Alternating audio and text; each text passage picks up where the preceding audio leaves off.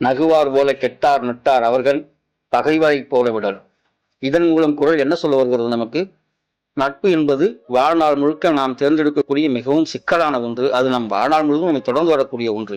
இன்பத்திலும் துன்பத்திலும் உயர்விலும் தாழ்விலும் நம்முடன் பயணிக்கக்கூடியது நம்முடைய நட்பு. அத்தகைய நட்பில் விரிசல் விழுகிறது என்றால், அத்தகைய நட்பு துரோகம் செய்கிறது என்றால், அத்தகைய நட்பு நம்மை கேலி செய்கிறது என்றால், அத்தகைய நட்பு நமக்கு புறணி பேசுகிறது என்றால், அந்த நட்பினை விட்டு அக்கணமே விலகிவிட வேண்டும் என்று திருவள்ளுவம் கூறுகிறது. ஒரு நட்பின் குணநலன்களாக என்ன இருக்கும்?